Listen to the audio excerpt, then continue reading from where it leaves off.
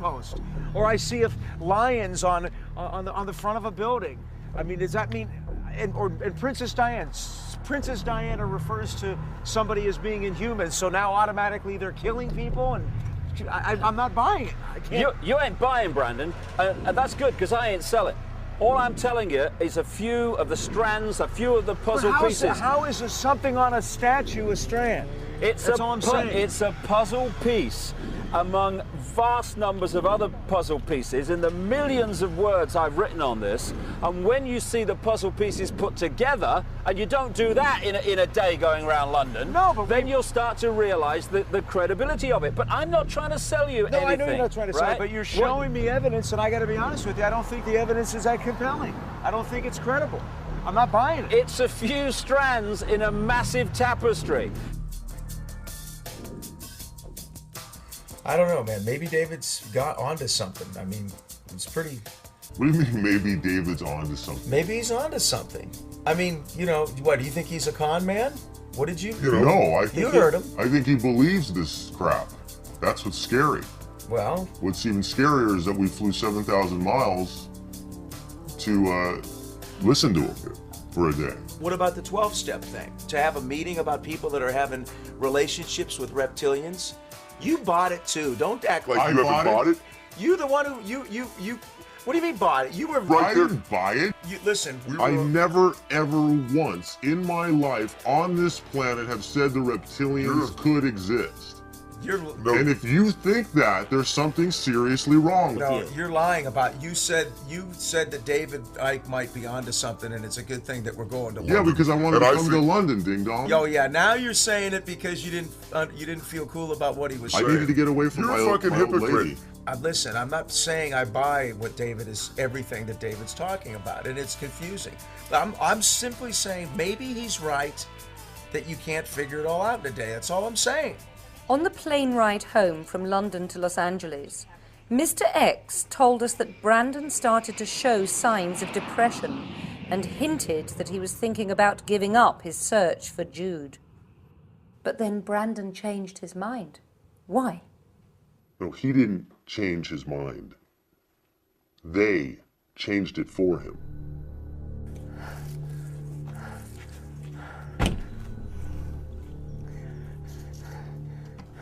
While we were in England meeting with David Icke, someone broke into Brandon's house.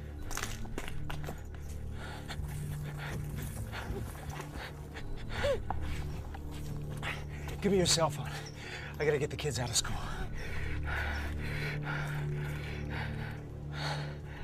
Hello? But they didn't take anything of value. They left the jewelry, they left the flat screen TVs. The only stuff they took was the information related to Jude, to the Jude case. Hello, Mr. Koch. Yes, this is Brandon Corey. I've got kind of an emergency situation. I need to get both of my sons out of school immediately, and I'm coming by to pick them up. But I need you to keep both your eyes on them till I get there. Mr. X tells us that the very next day, Brandon hired 24-hour private security to protect his children, and, fearing for his own life, he moved out of his Malibu home. Then he moved into a friend of ours' garage. It was getting really bad. I mean, you know, he was obsessed. He wasn't sleeping, he wasn't bathing. He was 24/7 combing and recombing the evidence that he had, trying to find a new lead. But I thought all of the information, all of the evidence that he'd compiled on his Jude investigation had been stolen in the burglary. Everything had except one thing. The one thing that he took with him to London to show David Icke.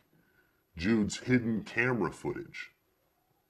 And Brandon watched this stuff, man, obsessively. He went over that DVD, must have been 1,000 times. And it's a good thing he did, because that's when he found it. Okay, you rolling?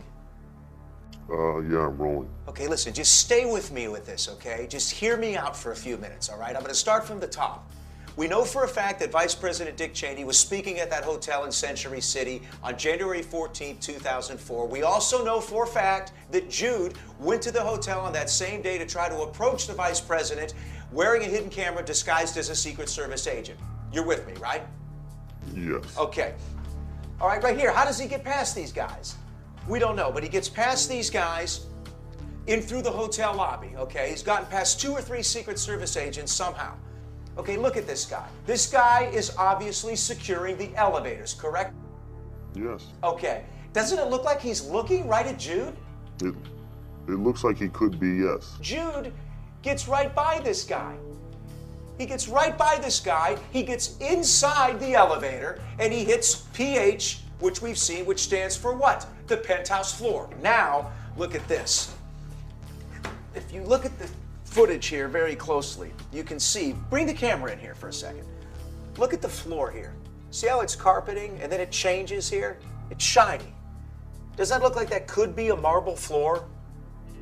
Yeah. Okay, we've got 2 Secret Service agents standing on what could be a marble floor in front of a doorway. So what could they be securing? It could be the penthouse suite. Could be the penthouse suite. Who could be in the penthouse suite at this very moment?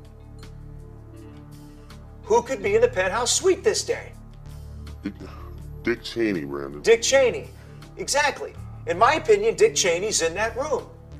Remember what the Marine told us in D.C. Your friend Jude broke into the Century Plaza Hotel dressed as a Secret Service agent. Ask yourself why Jude wanted to get into that room. So what's your point? My point is that Dick Cheney was in that room shape-shifting. Jude knew it, that's why he was going to that room. He had the hidden camera, he was walking in there to capture it on film. Let me continue on with the footage here. Okay, they arrest him, they bring him into this command center type room, all right? This is where they start questioning him. These guys are starting to get rough with him. Now this guy here, this guy's the guy who beat him the hardest. Did you see that? No, see what? Bring the camera in here, and I'll slow-mo it, okay? Right before the camera goes dead. Watch this. Watch this guy's eye.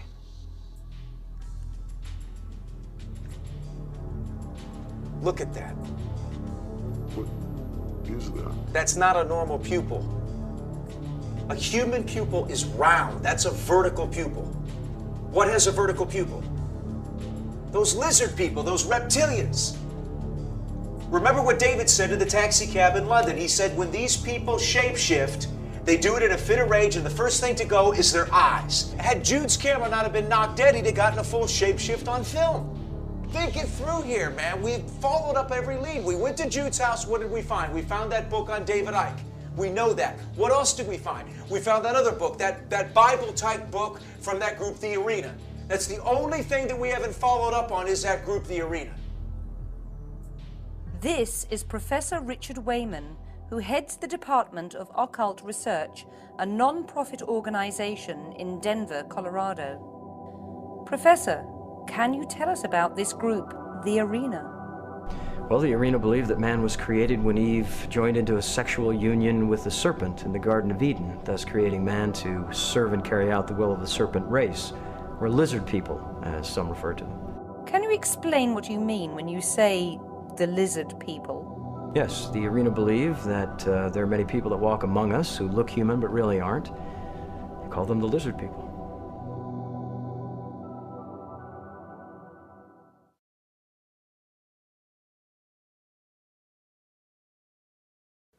How did you find where this group, The Arena, resided? Brandon was in contact with the Marine in D.C., and he gave us the address. What was Brandon looking for? Well, we knew that Jude was connected to this group. So we were looking for anything that could connect, the Arena to the reptilians or the lizard people. But we couldn't find anything. So we just waited and waited until finally they came out. How long did you and Brandon follow The Arena around for? We followed them around for a couple of weeks. But most of the places that we followed them to were just everyday, errand type places. The cleaners, the video store. But then finally, we followed them to this building. It was a strange building with a strange energy around it. And it was built in the shape of a pyramid. But what was really crazy was who was guarding the building. U.S. Secret Service agents, which proved to us that the arena and the Secret Service are connected. Which could explain how Jude was able to get past the Secret Service agent guarding the elevator. Yes. Next, Brandon contacts the Marine whom they had originally met in Washington, D.C. The two men meet in a hotel room by the airport in Denver.